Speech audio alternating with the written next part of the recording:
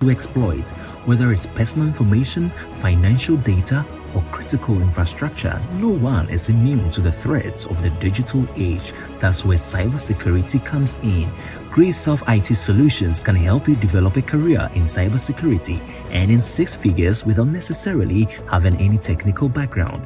Join us as we journey through this path together on our YouTube channel, Great Self IT Solutions. For more information, contact +1571 365 1251.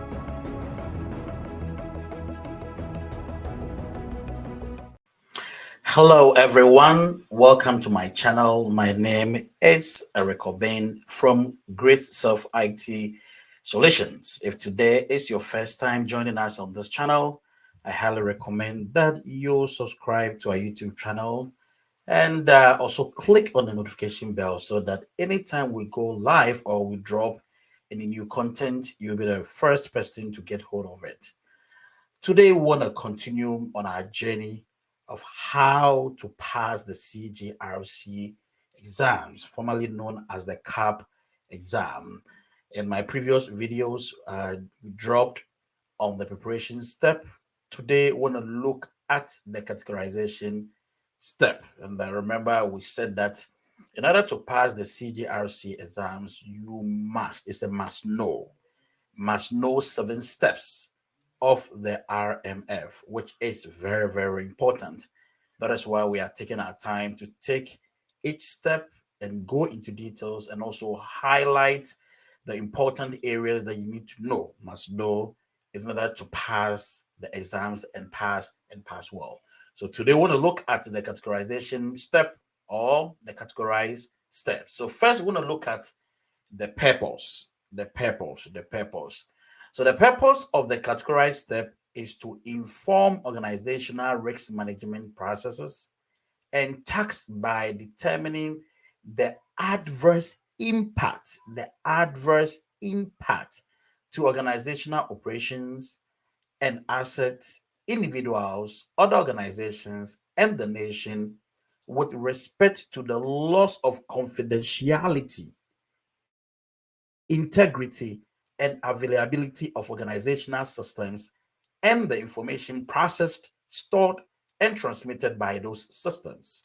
So if you look at this purpose, as highlighted, the key words that you have to bear in mind is confidentiality, integrity, availability, adverse impact to organizational operations, assets, individuals, other organizations, and the nation with respect to the loss of confidentiality, integrity, availability of organizational systems, and the information processed, stored, and transmitted by those systems.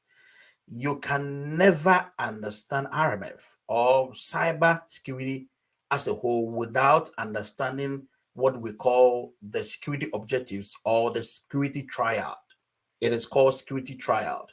So what you need to be mindful of is that in the exams, you're probably going to be asked the security objectives. So you must know what confidentiality is. You must know what integrity is, as well as know what availability is. And again, it is called the security triad. So now let's look at the security triad or the objective security objectives. So now the first one I want to look at is the availability. What is availability? Availability is ensuring timely and reliable access to end use of information. Ensuring timely and reliable access to and use of information. Why is this important? Now, so far as security is concerned, there has to be the easily accessible of information when needed. Information can be available, but as to when it's needed, if it is not available, then there's no use or there's no point achieving that aspect of the security triad. Let me give an example. Let's say you work in the hospital. Then in the hospital, A surgeon is supposed to operate, on a patient, and the surgeon needs the information, more especially the previous information about the patient, in order to operate or go about with operation. If that information is not available, let's say when there's light off, when there's power outage, if that information is not available for the doctor to access and go about with the operation work, that is a problem. So a loss of availability is the disruption of access to or use of information or an information system. So for us to achieve this security part of the triad, being availability, there has to be an easily accessible. It has to be there for us to use when it is needed. That is why in most organizations, you realize that there's always a backup of electricity. There's always a generator. So in case it goes off, then they can easily switch. In certain places, there's always a center data, a backups data somewhere. So as part of the RMF step, there's something we call the contingency planning. You have to have a backup plan to distract, in case there's any distraction of any workflow, there is something that you can easily rely on. So that is the availability. So you have to pay attention to this. So availability again is ensuring timely and reliable. The keyword is reliable access to and use of information when needed. So when we need it, we should have access to it. Another objective is the integrity. That is guarding against improper information modification or destruction, and includes ensuring information non-repudiation and authenticity. What does this mean? This is what it means. Information that is being transmitted or stored or processed must not be modified in any way or any form. Let me give an example. Let's say that, still, let me use the hospital settings. Let's say that a patient is supposed to be given, let's say, 500 milligram of any medication that you can think about. Then, accidentally, instead of 500, somebody, somewhere, somehow altered that. So instead of 500, the patient is given 50. What will be the consequence? What will be the adverse impact or the adverse effect on that individual or the asset? Think about that. That's how it works. So which means that when it comes to security protection or guarding information, it has to be as it is, which implies that if you are not supposed to get access to certain information, you are not supposed to get access to it. So there's always a restriction as to who is supposed to get access to certain information so far as the organization is concerned. So integrity is guarding against, you are protecting it, improper information modification or destruction, and includes information non-repudiation and authenticity. So a loss of integrity is the unauthorized modification or destruction of information. This is also very, very important, and you have to take note of that. Now, the next one is confidentiality. Preserving authorized restriction on information access and disclosure, including means for protecting personal privacy and proprietary information. A loss of confidentiality is the unauthorized disclosure of information. That is restriction in the sense that certain information are restricted from others. Not everybody is supposed to see certain information due to the sensitivity of that information. So we're looking at three things here. Looking at the availability, looking at the integrity, and we're looking at the confidentiality. This is what is known as the security objectives or the security triad. TRIAD. Confidentiality, integrity, availability. So it's a must know so far as the Cgrc exams is concerned. You have to know this. Now, let's move on. The question now is, why do we categorize? Why do we categorize? We categorize in order to determine the sensitivity and the criticality of the information that is being stored, shared, or processed. in the information system. We group it. So to categorize simply means to sort out. That is all. To sort out based on what you are being processed or based on the information given. Again, to categorize in order to determine the sensitivity as being high, as being moderate, or low impact, which we shall look at this in a subsequent slide. But then, most important thing is that we categorize to determine the sensitivity and the criticality of the information which is being processed. So let's look at it. Now, security categorization. The characterization of information, I beg your pardon, or an information system based on an assessment of the potential impacts that a loss of confidentiality, integrity, or availability of such information or information system would have on organizational operations, organizational assets, or individuals. That is where we group them. But we group them based on what is being processed again. What is being processed in the system. There are so many factors that goes into place.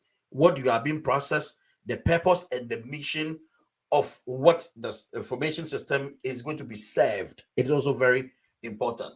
Now let's move on. Now let's look at how this is done. The generalized format for expressing the security category, that is SC, of an information type is, that is SC information type, based on, again, the confidentiality impact, the integrity impact, then the availability impact, where the acceptable values for potential impact are low, moderate, high, or not applicable. What does this mean? What it means is that of any information type that is yet to be processed in the system is based on three things: the security triad, either being that is either being low, moderate, or high in relation to the security triad. So which means that when I'm processing any information, I am processing it based on three things: either being high, moderate, or low, depending on what is being processed. For example, let's say I'm processing information, or I'm building up an information system which contains PII, personal people's information, like social security number, like your date of birth, all those, more especially social security number, date of birth, your address. All those information are very sensitive, in that when somebody gets hold of this, there could be chaos. So therefore, when I'm processing any information system for, let's say, any hospital, of course, integrity must be high, availability must be high, confidentiality must be high, because whenever it is needed, it has to be available. And there has to be no way, no form, any of the information has to be compromised or modified in any way or any form. That is what that means. Therefore, we need to be careful when we are dealing with information. Now, let's come to what the low impact means. The low impact simply means the loss of confidentiality, integrity, or availability could be expected to have a limited adverse effects. So please take note of these keywords. Low impact goes with limited. So L, low impact, limited adverse effect on organizational operations, organization assets, and individuals. And what does this mean? What is the implication of this? Now, this is what it means.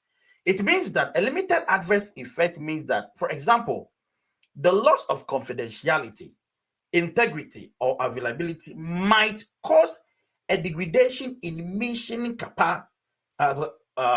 capability to an extent and duration that the operation is able to perform its primary functions, but the effectiveness of the function is noticeably reduced. That's one.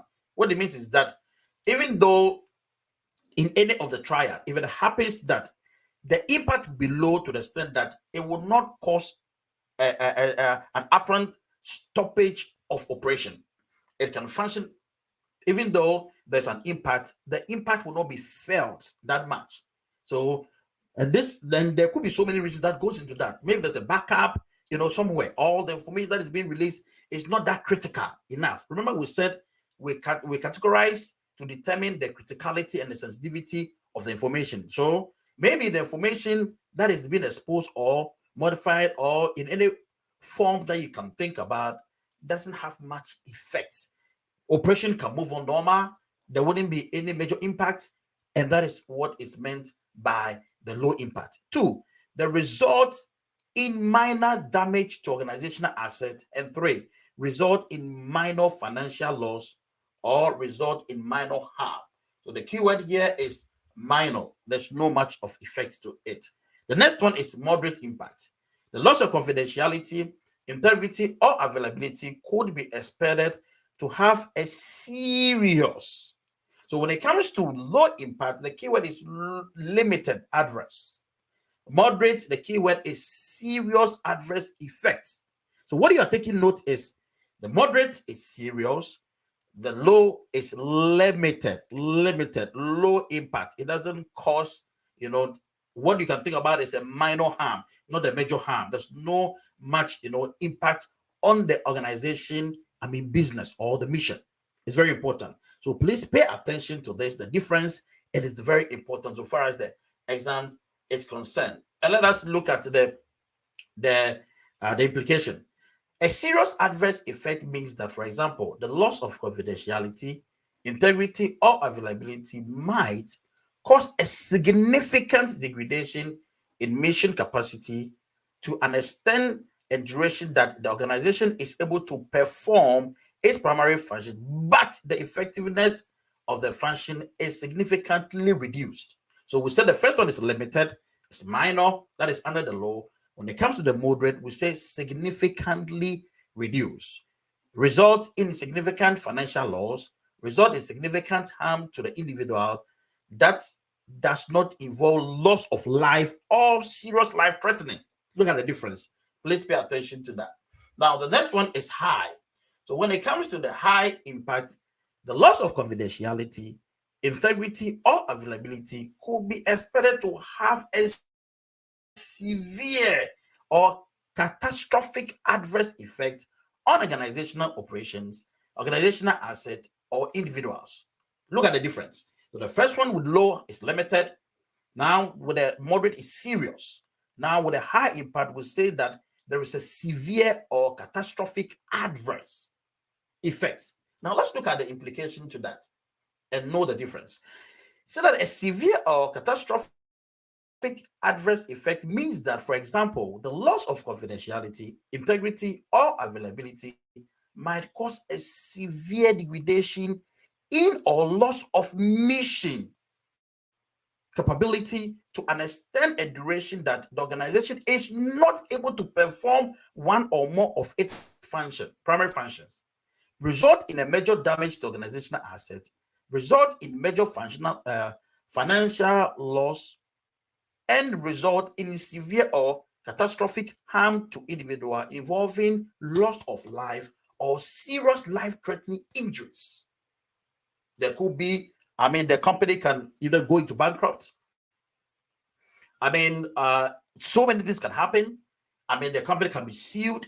It can also result in the company not working at all. A total loss of even human life. So these are the difference. An example is what I gave when it comes to the hospital. Just imagine that a patient is lined out to be operated. All electricity gadgets are working. Then all of a sudden, light goes off. At the middle of the surgery, what will happen to the patient? The patient might die. So that is what we mean by the integrity. Integrity. The patient might die. So that is involving the loss of life or serious life-threatening injuries. This is what it means. So know the differences, know the low, know the moderate, know the high, and know the implications. Questions of that sort needs to be handled and tackled very well.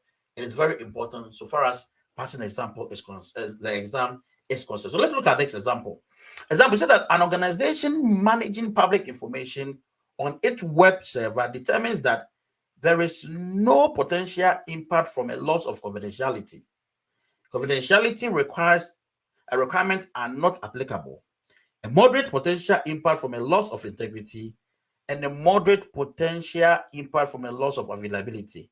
The resulting security category, that's SC, of this information type is expressed as, so this is how we calculate it. This is how you have to determine, this is how we determine whether the information being processed is either high, moderate, or low.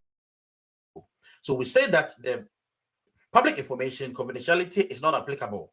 Integrity is moderate, then availability is also moderate. So then what is going to be the impact, the general impact? Let's continue. For an information system, the potential impact values assigned to the respective security category objectives, that's confidentiality, integrity, availability, shall be the highest value, which is also known as the high watermark. What then is the high watermark? High watermark is the potential impact values assigned to the respective security objectives, being confidentiality, integrity, availability, shall be the highest values. The generalized format for expressing the security category SC of an information is as I've already explained: confidentiality impact, integrity impact, and availability impact. So let's look at how this is being calculated. So let's look at it. Example, this is the example. Let's look how it's being calculated. So the first one is security category sensor data. Now we are giving, or we have some values. Now from this example, it says that the confidentiality of this information type, sensor data, the confidentiality is low, integrity is high, availability is high.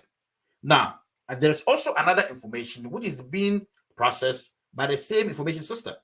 So this time, the information is administrative information, and we have the confidentiality as low, integrity low, availability high. So the question is, what is going to be the overall impact on that system? So look at how it's being calculated. Now, the first one is the sensor data, that is the SD, and the second one is the administrative information. So we say that the confidentiality is low, the integrity is high, availability is low. Then we look at that of the administrative information, confidentiality is low, integrity is low, availability is low. So what we do is that we compare. If you look at the confidentiality of the SD, it is L, it is low. If you look at the integrity, we have that of the SD high, then we have that of the administrative information low. So if you compare the two of the integrity, the highest one is the high. Then when it comes to the availability for both of them, it is low. So look at where we have the C. So finally, we have the C of both information types. C is low. The overall of both is low.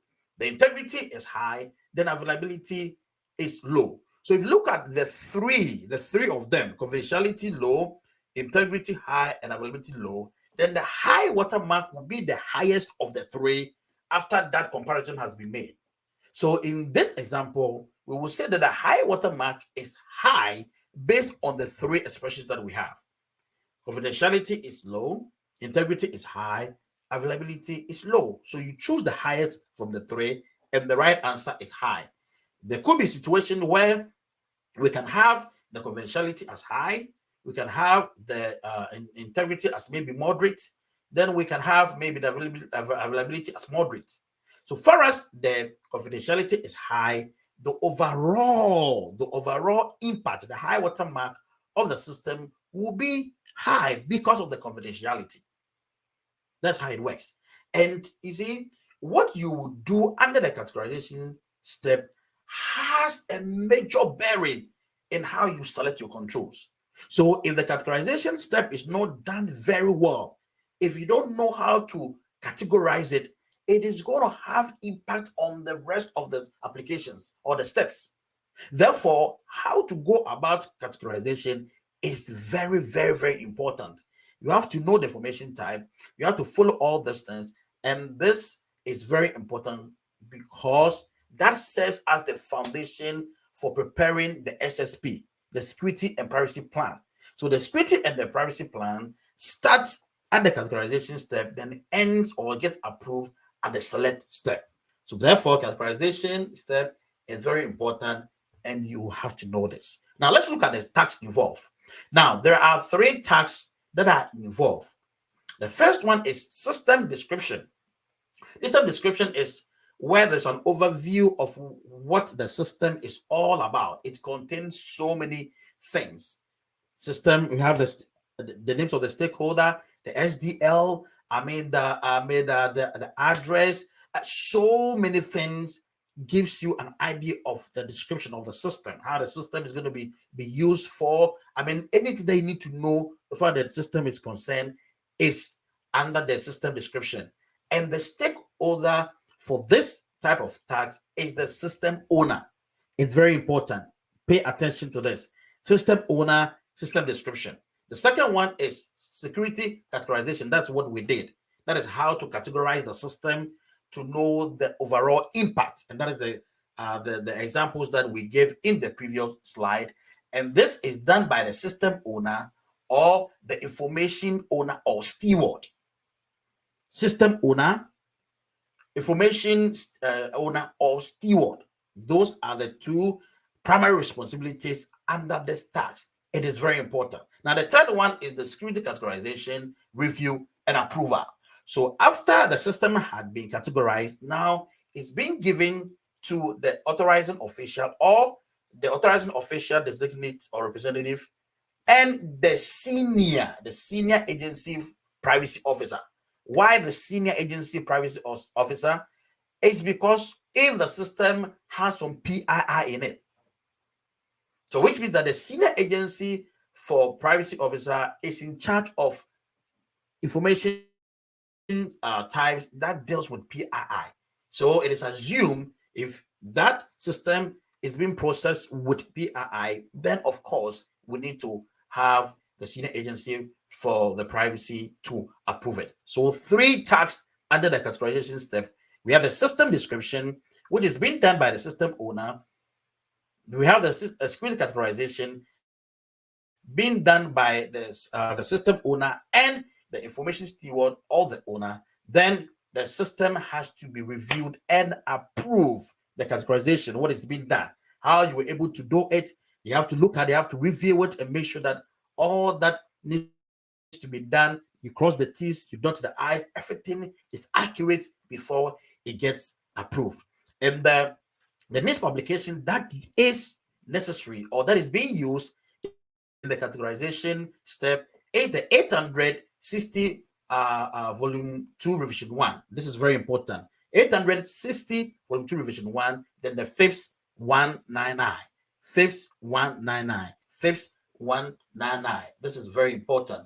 Don't forget about it. So in summary, all that we are saying is that under the categorization step, first of all, you need to identify the information type given. Let's say you are working on a project, then you have a system that you have to develop. First of all, when the information is given, you have to identify what information type is in the system that needs to be processed or that is about to be processed. So when that is identified, the next one is assign the potential impact on each of the information type according to the objective of confidentiality, integrity, and availability. And that's what we have already explained. And that is the example that we gave where we have the sensor data and administrative information. Remember what we did? That is what it's talking about. Then after that is done, find the high watermark value of all information type put together as either being the overall, that is the general, that's the overall impact, as either high, low, or moderate. So after the categorization is done, we come to a point where we are able to assign an impact to the system that is being processed. It's either going to be high, low, or moderate, whichever way. That should be your answer, and that is how the system is going to be categorized. Again, let me repeat it again. How you are going to categorize the whole system has an impact on the controls that you will select. So if your categorization came out to be high, then we have to select controls that are high. Then after that, we'll come to that. So the next step will be the selection of the controls, which we shall look into details on that. Then the next one is finally determine the overall security categorization. That's what we said. Overall, when everything is done, whether high, low, or moderate. Wow. So I want to end here today, and thank you for joining us in this step. So the next video, we will look at the select step and look at the details in that. So please don't forget the security triad is very important. Know where the SSP gets started and where it ends, and be familiar with how to calculate or to categorize the system. This is very, very important. I'm your tutor, Eric Obin. Until we meet again, it's going to be in another video which will come up soon. So kindly subscribe, click on the bell to help the channel grow. Bye-bye and bye for now. Cyber attacks are on the rise, with hackers constantly seeking vulnerabilities to exploit, whether it's personal information, financial data, or critical infrastructure. No one is immune to the threats of the digital age. That's where cybersecurity comes in. Grace Self IT Solutions can help you develop a career in cybersecurity, earning 6 figures without necessarily having any technical background. Join us as we journey through this path together on our YouTube channel, Grace Self IT Solutions. For more information, contact +1571 365 1251.